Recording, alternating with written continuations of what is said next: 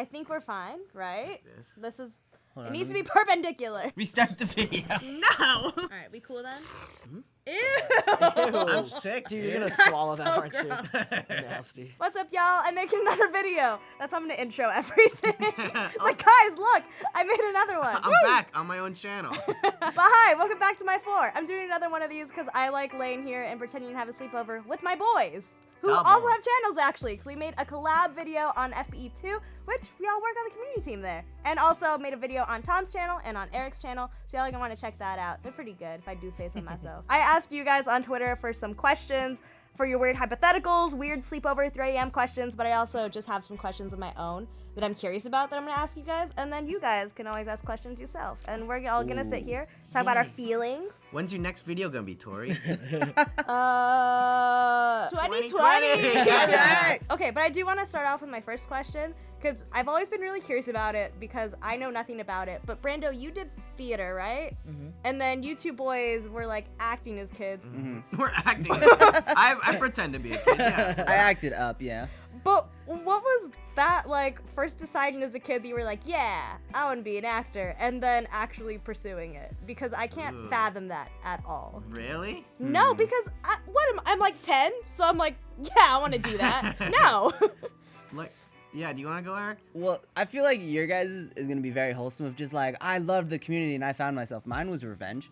Oh, really? Because I got bullied like hardcore in middle school a lot, and I was like, screw you guys, I'm gonna be famous. And here I am. That's awesome. Aw. That's so cool. I like that. It's a good stick it to him kind of thing. Anytime someone from middle school comments on my Instagram, I'm like, and block.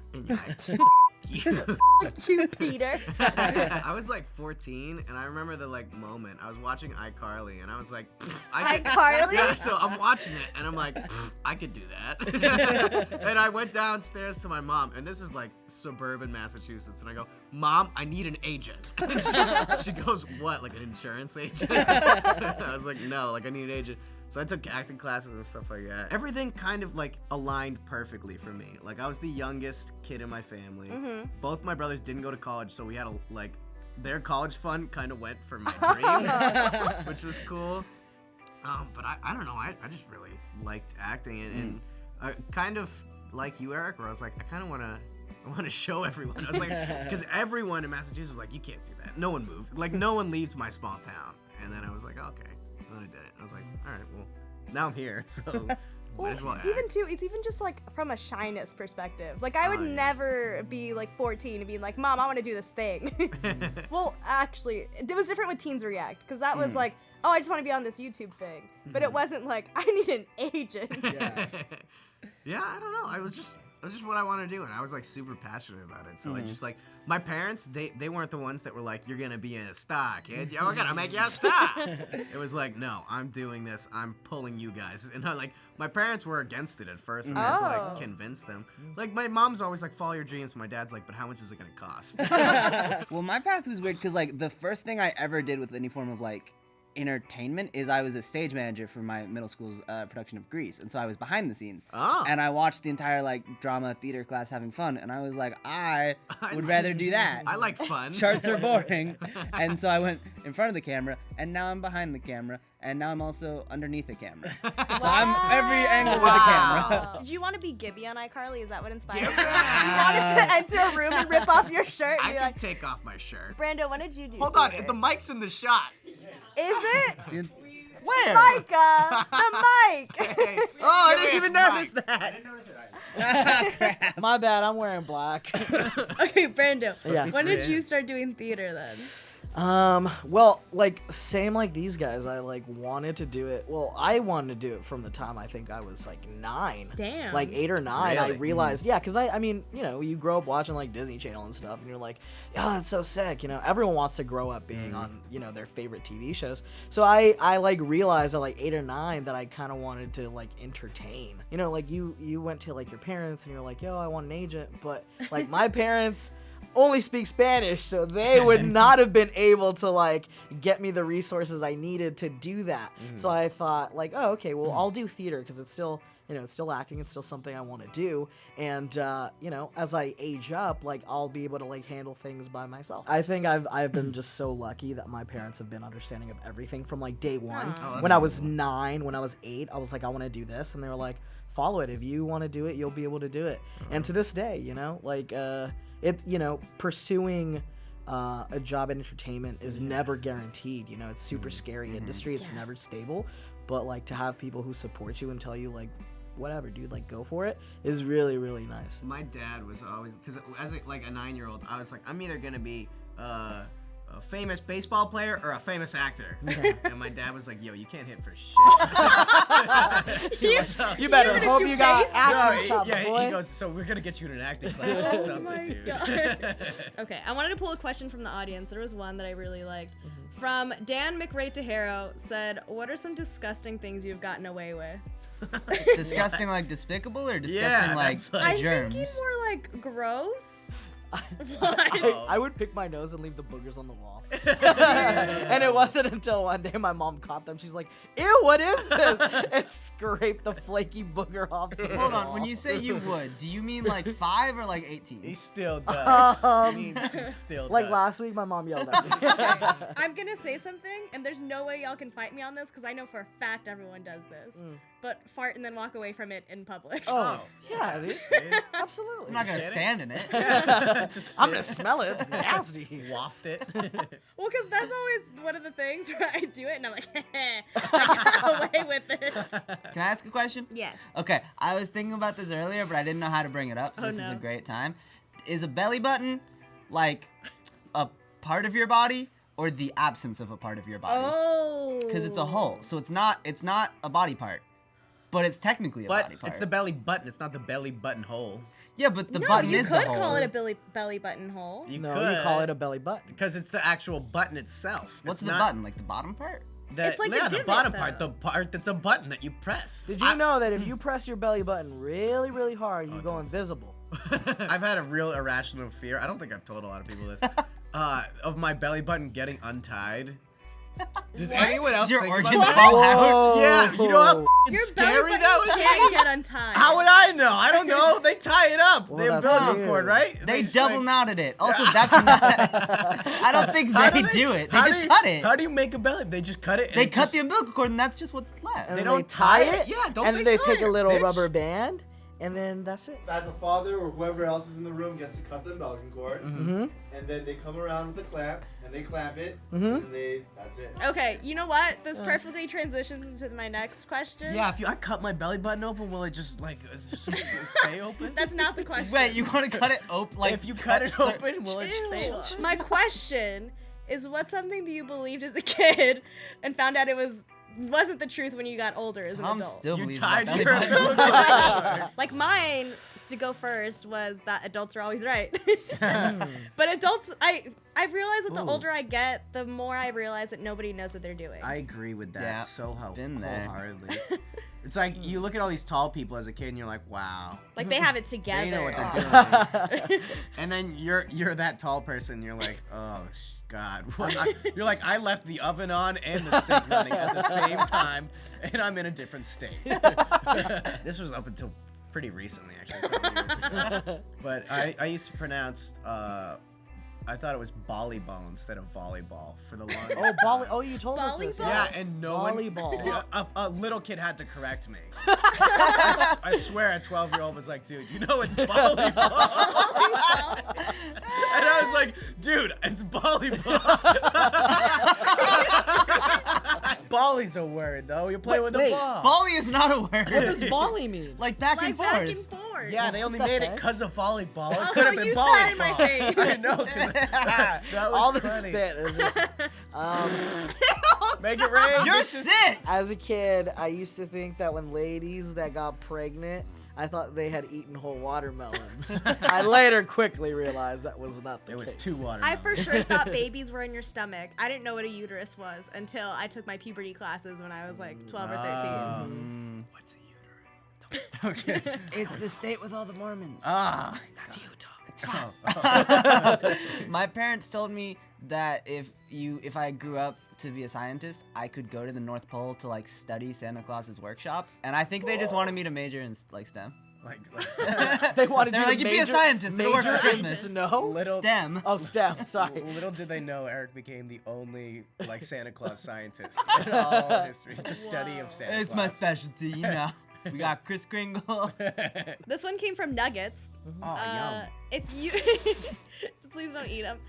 If you could choose to sleep for the next 50 years, Yes. and then continue living in the future, or would you just continue life as it goes right now? Which would you choose? I would continue life right now. Life's gonna be so fucked up in 50 years. Exactly. I can't wait to be dead in 50 years. I don't want to deal with my children's problems. Yeah, no. That's true. When it comes to like environmental stuff and even political dude. stuff. It's gonna be year 3000. We're gonna be underwater. Joe Bros called it. That's for damn sure. I probably would do the sleep because boy, I'm tired. Oh, why do you think we're on the floor? I'm sleepy. I want to sleep for 50 I'm years. sleepy all the time. Brandon wakes up from a 50-year nap and goes, Wake up and like, I need a "Oh." ready. Okay, I got another audience question from Joriel Parmy. Said, what's the worst nightmare you've ever had? Oh, I've told a lot of people this one, and it's plagued me for a long time. Really? You goodness. still think about it? I talked about it yesterday. Oh I my I God. bring this up a lot because it comes up more than you might think. Okay, so as a youngin', Oh, okay, wow. Okay. I was like 10 years old. Okay, just finished watching the Casper movie, The Friendly Ghost. Uh-huh. Okay? Okay. So I go to bed thinking, oh man, what a wonderful He's film. friendly. What a wonderful film I just watched. This is my 10-year-old thought. Sure. It's like, wow, what a marvelous film. So I fall into a deep slumber. Okay, You should write a Is book. it? Sure. I fall into a deep It's slumber. like a Christmas Carol. And then I'm back. I'm in Massachusetts, so I'm in my bed, and I can see myself like third person looking down at me, myself sleeping. And I was like, wow, look at him sleeping. And then the three like evil ghosts, his like uncles, come in and they pick me up out of my bed, and I was like, hey, no, and they grab me. And then they rip me apart limb from limb. And I watched it happen from like up there in that camera. I watched myself get ripped apart. And it's like, you know how in like dreams you wake up? I didn't f***ing wake up. I just watched my arms and legs get ripped off and my little torso was like wiggling. I was like, What do you mean? Why am I laughing? Terrifying. The most vivid one that I can remember was that I was getting chased by one of the raptors from like Jurassic Park around a kitchen. Dinosaurs wasn't are it. And he was like cool. running, he was chasing me around one of the little islands in a kitchen, and I grabbed a butcher knife and was like, okay, stop chasing me, and I chopped his head off. So you're the winner. Yeah. I won, but You it was got still out of it. scary because At I'm what I'm not a cost? fast runner in my dreams. I'm Yeah, not a that's fast true. runner in real life either. Yo, that was just the Raptors night. He's like, I'm gonna get you. I'm gonna. Oh man, I don't have anything super specific. I remember I had to play chess with Voldemort for the fate of the world, and it was like Oh. very tense. Did you? Whoa. Yeah. Did you win? Everyone Well, just. we're still here. Everyone. I used to have a lot of nightmares as a kid, specifically though about dolls. Oh, I had a bad doll. one See, too. I had, especially too as a kid, I had a lot of dolls, and especially my older family members loved to give me the like porcelain dolls. Fuck Oh, that. jeez. And there was this one that I got specifically that I got from my cousin's quinceañera or something like that. And I had it sitting along with all my other dolls. Oh no, hold on. I had another doll that was hanging from a swing that hung in the corner of my room next to my Corbin Blue poster. Creepy. Right next to my Corbin Blue. right next to Zac painting a Efron, scene. Corbin Blue. But since I was on a bunk bed, I was on the high bunk, and then she was right at my feet, basically, Don't hanging call her on a the she. swing. She. That An thing- it. Yeah. that She thing- was a she. And I woke up once in the middle of the night, and I looked no. down at my Is feet. this a dream? Oh my A goodness. dream, yes. Okay. I think. Oh, I think. okay. No, you're scared. I think. And I saw her swinging back and forth, moving her legs, and fuck she was that. humming. No. No. And she was just going back and No. forth, swinging her legs, No. humming. You keep talking, I'm gonna leave the circle. And she looked at me and gave me the No. worst fing smile I've ever seen, and then I woke up. What was she So- humming? I don't remember. I Did think you- it was just like Ring Around the Rosie or something. Did Something's you creepy. get up to look at it if it Yeah, was right. real? I'd throw that bitch off the fucking roof. Bye. literally. Light the house on fire. The next day, I had my mom pack up all my dolls and put them in the attic. Good. But then I started having nightmares that my dolls wanted revenge on me for putting them in the attic. Oh. So you had to appease them? So now I have a shrine. So now I have them all just everywhere so that they don't get mad at me. Now, It's like a twisted Toy Story. yeah, now I talk to them and they're like, it's whatever. We're cool now. You're going full Annabelle. I know, that's so scary. It's terrifying. I had one where Chucky was in my dream and like in the hallway, he popped his head up. Hold on, I'm gonna do it. Brandon, can you like low? Hold on, I'll do it right here. It was like this. It was like this. He was like. Dude, the grass! This is a good last question. From Alyssa that said, what's your favorite or most admirable trait of each person you're with? Oh, Tori's great at picking tweets. Plead the fifth. Oh, thanks. You can't plead the fifth. This is supposed to be a cute closing question, it you is- assholes. Start with Eric. All right, let's start with All Eric. right, go 'cause I around. already know Everyone, things. Okay. give him stuff for what you like about him. Okay. Don't all rush to go first. I think you're, I Just kidding. I like Alright. your sense of humor is really like you can find stuff funny in the dumbest things in life. And no, that's a really good trait to have, where you can find joy in like some of life's dullest moments. I think that's really cool. I think for you, you're a real go-getter. Like when something doesn't really suit you, you like do your best to find a solution that like works. That's really cool, man. I think that's sick. Oh, That's sweet. I was gonna say, I think stop it. I think it's probably how caring you are, even though you're smushing my face right now. Mostly because even too, just the way you are with your friends and just other people and things like that. It's always genuine and never just like, oh, I'm just doing this because I feel obligated. It's always like, no, I genuinely care about this person and I want to make sure that they're okay or things like that. Well, thanks for watching this episode of Tori on the It's Floor not with over. her. See you guys later. Make sure you check out the Brandon. collabs we did. Oh, really? Brando, you are one of the most creative people I've ever met in anything you pursue, and you can tell it by any of your videos or just like your editing style that you always go to, or any way you do anything or all of your promotion. You put 100% of you into everything you do, and it's always so much your style and represents you so well, and I think that's great to just have that passion with everything you work for. Thank you. Also, you have a cute beard. oh! Damn it, you took mine. I was gonna say his I grew beard. it myself. Oh, I was gonna say, Brandon, I really like your beanie. I don't have it today. Oh, okay, I don't like you then. No, I really like how just like down to earth and personable you are. I feel like you can have a conversation with anyone and just be genuinely like you could form a genuine connection with anyone. Wow, and that's like so true. yeah, no, it's true. Like I walk by and you could just see that like when you're having a conversation with them, like you're fully involved with that person at that time. And I kind of like how you stay in the moment and you're so personable. Thanks, dude. No problem. One really specific, which I think was the biggest reason why we ended up becoming really good friends, was your music taste is fucking impeccable. Thanks, dude. And two, I like that we understand like the same artist and you always have something new and it's always so cool because you're always so on top of it. Like there's never anything where, yeah, I'm listening to like the same person over and over again. So I was like, no, what's the next thing, Brandon?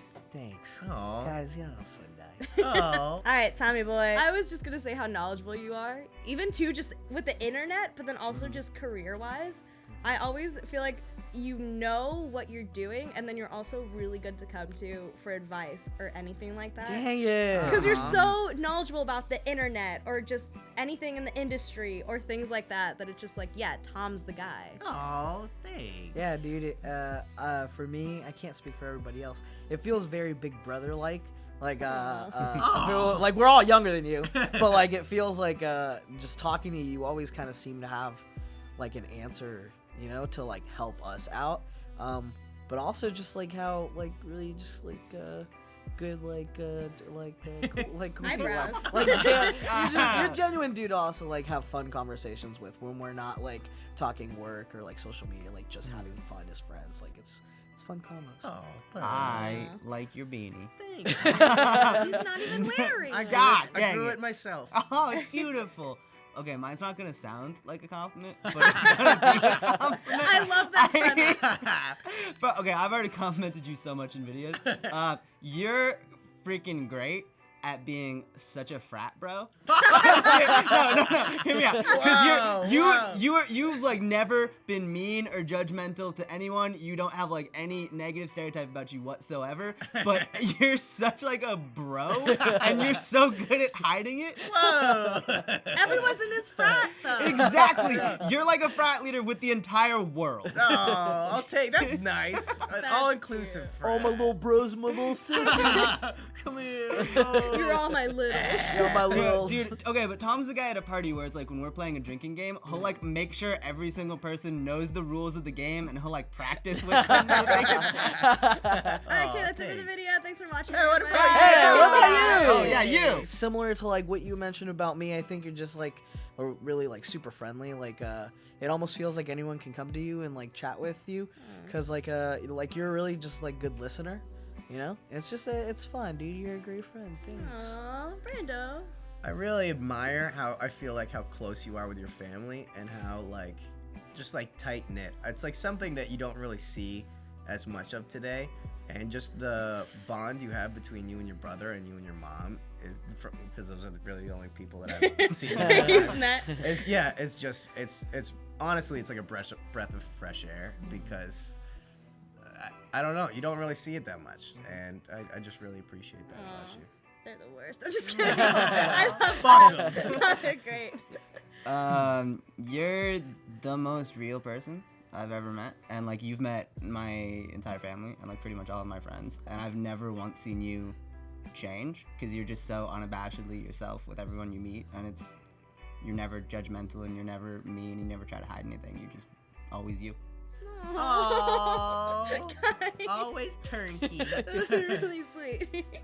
I really appreciate it, though. Thanks for joining me on the floor again, guys. No problem. I'm glad also none of you guys fell asleep. I appreciate all of the spit that has fallen on my face, so thanks for that. Also, just a reminder, you can follow me on Twitter at JustLikeTori because that's where I ask for questions. For future welcome to my floors. Also, check out their channels and then also on FB too, so we did videos over there. Also, if you want to check out my merch, I have some in the description below. Y'all should do that. But thanks, guys, for hanging out with me again. Get my And lights. now Get my that- lights. Ew, Get my lights. ew. Okay, bye. I don't have lights. Bye.